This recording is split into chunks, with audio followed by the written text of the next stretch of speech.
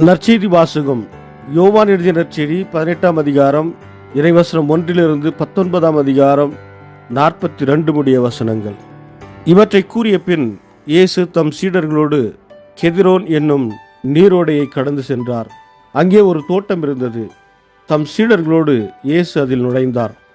அவரை காட்டிக் கொடுத்த யூதாசுக்கு அந்த இடம் தெரியும். ஏனெனில் இயேசுவும் அவருடைய சீடர்களும் அடிக்கடி அங்கு கூடுவர்.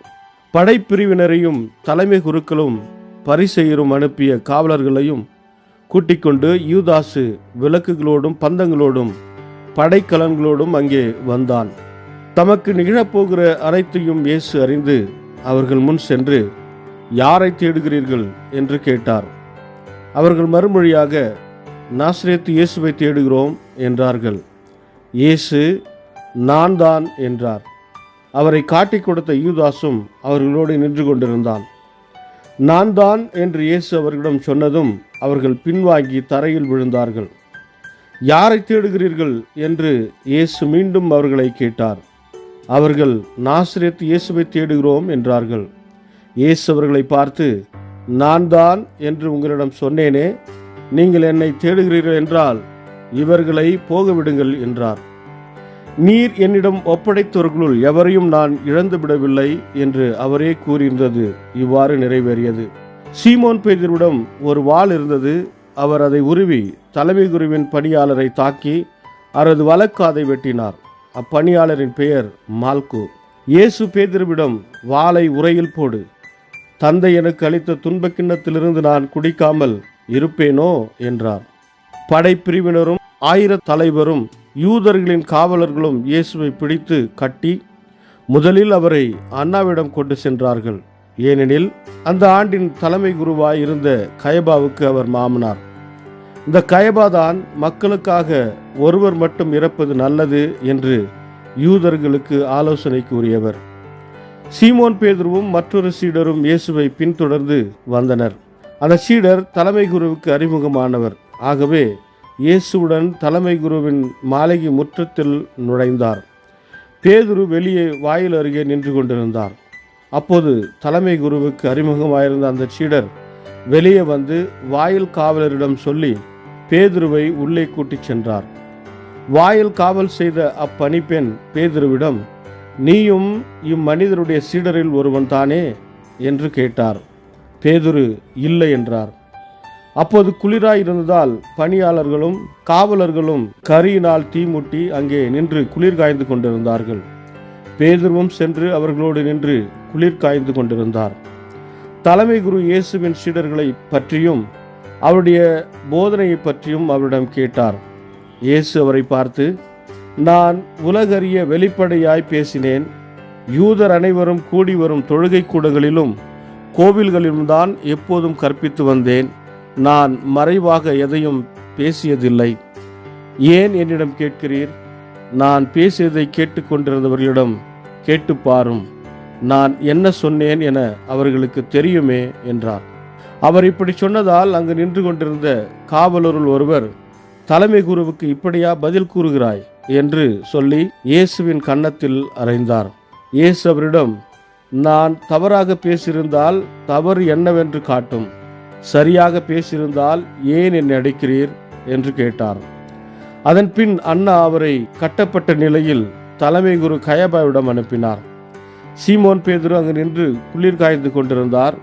அப்போது அங்கிருந்தவர்கள் அவரிடம், நீயும் அவருடைய சீடர்களுள் ஒருவன் தானே என்று கேட்டனர். அவர் இல்லை என்று மறுதளித்தார். தலைமை குருவின் பணியாளர்கள் ஒருவர், நான் உன்னை தோட்டத்தில் அவரோடு பார்க்கவில்லையா என்று கேட்டார். பேதுருவால் காது வெட்டப்பட்டவருக்கு இவர் உறவினர். பேதுரு மீண்டும் மறுதளித்தார். உடனே சேவல் கூவிற்று. அதன் பின் அவர்கள் கயபாவிடமிருந்து ஆளுநர் மாளிகைக்கு இயேசுவை கொண்டு சென்றார்கள். அப்போது விடியற்காலம். பாஸ்கா உணவை உண்ணும் முன் தீட்டுப்படாமல் இருக்க ஆளுநர் மாளிகையில் அவர்கள் நுழையவில்லை. எனவே பிலாத்து வெளியே அவர்களிடம் வந்து, நீங்கள் இந்த ஆளுக்கு எதிராக கூறும் குற்றச்சாட்டு என்ன என்று கேட்டார். அதற்கு அவர்கள், இவன் குற்றம் செய்யாதிருந்திருந்தால் இவனை நாங்கள் உம்மிடம் ஒப்புவித்திருக்க மாட்டோமே என்றார்கள். பிலாத்து அவர்களிடம், நீங்கள் இவனை கொண்டு போய் உங்கள் சட்டப்படி இவனுக்கு தீர்ப்பு வழங்குங்கள் என்றார். யூதர்கள் அவரிடம், சட்டப்படி நாங்கள் யாருக்கும் மரண தண்டனை விதிக்க முடியாது என்றார்கள். இவ்வாறு தாம் எப்படிப்பட்ட சாவுக்கு உட்பட போகிறார் என்பதை குறிப்பிட்டு இயேசு கூறியிருந்ததை நிறைவேறச் செய்தார்கள். பிலாத்து மீண்டும் ஆளுநர் மாளிகைக்குள் சென்று இயேசுவை கூப்பிட்டு அவரிடம், நீ யூதரின் அரசனா என்று கேட்டான். இயேசு மறுமொழியாக, நீராக இதை கேட்கிறீரா, அல்லது மற்றவர்கள் என்னை பற்றி உம்மிடம் சொன்னதை வைத்து கேட்கிறீரா என்று கேட்டார். அதற்கு பிலாத்து, நான் ஒரு யூதனா என்ன? உன் இனத்தவரும் தலைமை குருக்களும் தானே உன்னை என்னிடம் ஒப்புவித்தார்கள். நீ என்ன செய்தாய் என்று கேட்டான். இயேசு மறுமொழியாக, எனது ஆட்சி இவ்வுலக ஆட்சி போன்றது அல்ல. அது இவ்வுலக ஆட்சி போன்றதாய் இருந்திருந்தால் நான் யூதர்களிடம் காட்டிக் கொடுக்கப்படாதவாறு என் காவலர்கள் போராடியிருப்பார்கள். ஆனால் என் ஆட்சி இவ்வுலக ஆட்சி போன்றது அல்ல என்றார். பிலாத்து அவரிடம், அப்படியானால் நீ அரசன்தானோ என்று கேட்டான். அதற்கு இயேசு, அரசன் என்று நீர் சொல்கிறீர். உண்மையை எடுத்துரைப்பதே என் பணி. இதற்காகவே நான் பிறந்தேன், இதற்காகவே உலகிற்கு வந்தேன். உண்மையை சார்ந்தவர் அனைவரும் என் குரலுக்கு செவிசாய்க்கின்றனர் என்றார். பிலாத்து அவரிடம், உண்மையா, அது என்ன என்று கேட்டார். இப்படி கேட்ட பின் பிலாத்து மீண்டும் யூதரிடம் சென்று, இவரிடம் நான் குற்றம் ஒன்றும் காணவில்லையே என்றான். மேலும் பாஸ்கா விழாவின் போது உங்கள் விருப்பப்படி ஒரு கைதியை விடுதலை செய்யும் வழக்கம் உண்டே. யூதரின் அரசனாகிய இவனை நான் விடுதலை செய்யட்டுமா? உங்கள் விருப்பம் என்ன என்று கேட்டான். அதற்கு அவர்கள், இவன் வேண்டாம், பரபாவையே விடுதலை செய்யும் என்று மீண்டும் கத்தினார்கள். அந்த பரபா ஒரு கள்வன். பின்னர் பிலாத்து இயேசுவை சாட்டையால் அடிக்க செய்தான்.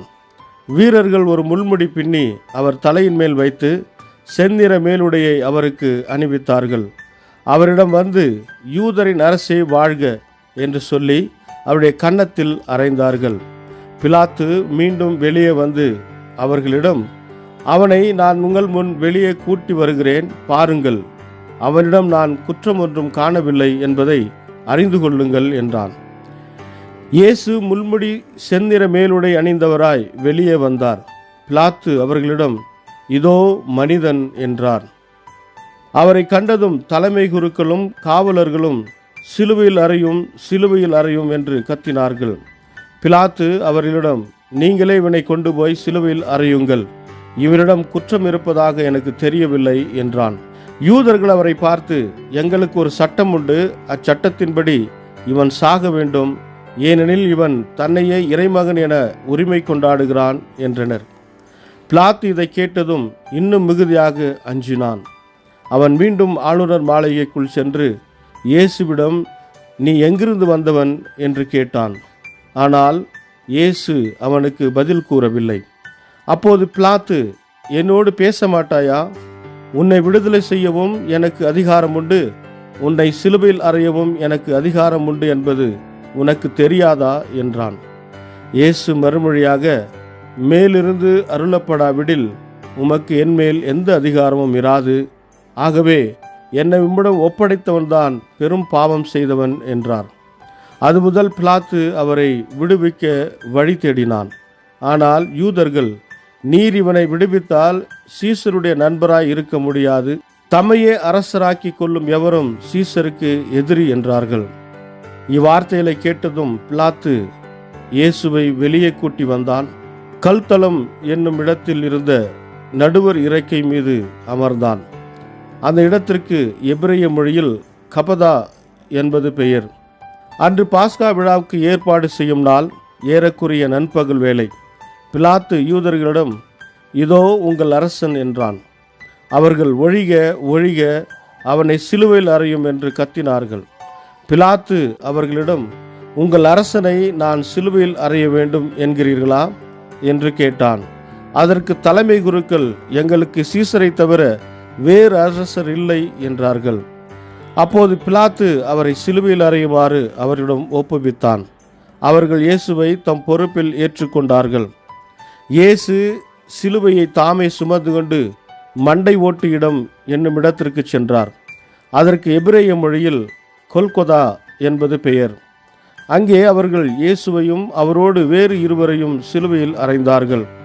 அவ்விருவரையும் இரு பக்கங்களிலும் இயேசுவின் நடுவிலுமாக அறைந்தார்கள். பிலாத்து குற்ற அறிக்கை ஒன்று எழுதி அதை சிலுவையின் மீது வைத்தான். அதில் நாசரேத்து இயேசு யூதர்களின் அரசன் என்று எழுதியிருந்தது. இயேசு சிலுவையில் அறையப்பட்ட இடம் நகரத்துக்கு அருகில் இருந்ததால் யூதருள் பலர் இந்த குற்ற அறிக்கையை வாசித்தனர். அது எபிரேய, லத்தீன், கிரேக்கம் ஆகிய மொழிகளில் எழுதப்பட்டிருந்தது. யூதரின் தலைமை குருக்கள் பிலாத்திடம், யூதரின் அரசன் என்று எழுத வேண்டாம், மாறாக யூதரின் அரசன் நான் என்று அவனே சொல்லிக் கொண்டதாக எழுதும் என்று கேட்டுக்கொண்டார்கள். பிலாத்து அவர்களை பார்த்து, நான் எழுதியதே என்றான். இயேசுவை சிலுவையில் அறைந்த பின் படைவீரர் அவருடைய மேலுடைகளை 4 பாகமாக பிரித்து ஆளுக்கு ஒரு பாகம் எடுத்துக்கொண்டார்கள். அங்கேயும் அவர்களே எடுத்துக்கொண்டனர். அந்த அங்கி மேலிருந்து கீழ் வரை தையல் இல்லாமல் நெய்யப்பட்டிருந்தது. எனவே அவர்கள் ஒருவரை ஒருவர் நோக்கி, அதை கிழிக்க வேண்டாம், அது யாருக்கு கிடைக்கும் என்று பார்க்க சீட்டு குலுக்கி போடுவோம் என்றார்கள். என் ஆடைகளை தங்களுக்குள் பகிர்ந்து என் உடை மீது சீட்டு போட்டார்கள் என்னும் மறைநூல் வாக்கு இவ்வாறு நிறைவேறியது. சிலுவை அருகில் இயேசுவின் தாயும் தாயின் சகோதரியும் குலோப்பாவின் மனைவியுமான மரியாவும் மகதலே மரியாவும் நின்று கொண்டிருந்தனர். இயேசு தம் தாயை அருகில் நின்ற தம் அன்பு சீடரை கண்டு தம் தாயிடம், அம்மா, இவரே உம் மகன் என்றார். பின்னர் தம் சீடரிடம், இவரே உம் தாய் என்றார். அந்நேரம் முதல் அச்சீடர் அவரை தம் வீட்டில் ஏற்று ஆதரவு அளித்து வந்தார். அதன் பின் அனைத்தும் நிறைவேறிவிட்டது என்பதை அறிந்த இயேசு, தாகமாயிருக்கிறது என்றார். மறைநூலில் எழுதியுள்ளது நிறைவேறவே இவ்வாறு சொன்னார். அங்கே ஒரு பாத்திரம் நிறைய புளித்த திராட்சை ரசம் இருந்தது. அதில் கடற்பஞ்சை நன்கு தோய்த்து ஈசோப்பு தண்டில் பொருத்தி அதை அவர்கள் அவரது வாயில் வைத்தார்கள்.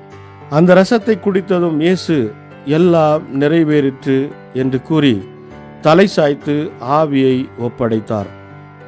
அன்று பாஸ்கா விழாவுக்கு ஏற்பாடு செய்யும் நாள் அடுத்த நாள் ஓய்வு நாளாகவும் பெரும் நாளாகவும் இருந்தது. எனவே அன்று சிலுவையில் உடல்கள் தொங்கலாகா என்பதற்காக கால்களை முறித்து சடலங்களை எடுத்து விடுமாறு யூதர்கள் பிலாத்திடம் கேட்டுக்கொண்டார்கள்.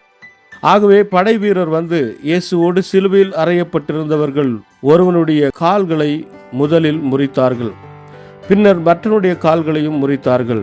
பின்பு அவர்கள் இயேசுவிடம் வந்தார்கள். அவர் ஏற்கனவே இறந்து போயிருந்ததை கண்டு அவருடைய கால்களை முறிக்கவில்லை. ஆனால் படை வீரருள் ஒருவர் இயேசுவின் விலாவை ஈட்டியினால் குத்தினார்.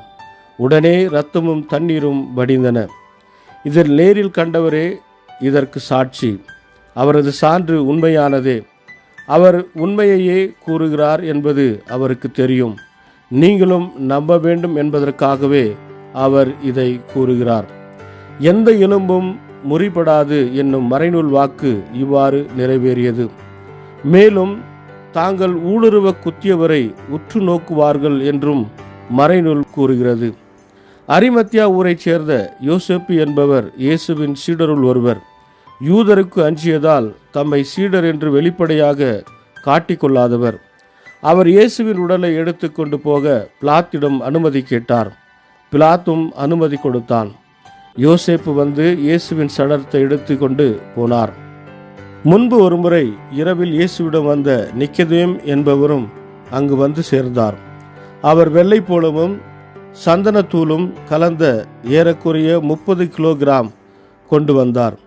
அவர்கள் இயேசுவின் உடலை எடுத்து யூத அடக்க முறைப்படி நறுமண பொருட்களுடன் துணிகளால் சுற்றி கட்டினார்கள். அவர் சிலுவையில் அறையப்பட்டிருந்த இடத்தில் ஒரு தோட்டம் இருந்தது. அங்கே புதிய கல்லறை ஒன்று இருந்தது. அதில் அதுவரை யாரும் அடக்கம் செய்யப்படவில்லை. அன்று பாஸ்கா விழாவுக்கு ஆயத்த நாளாய் இருந்ததாலும் அக்கல்லறை அருகில் இருந்ததாலும் அவர்கள் இயேசுவை அதில் அடக்கம் செய்தார்கள். இது கிறிஸ்து வழங்கும் நற்செய்தி. கிறிஸ்துவே உமக்கு புகழ்.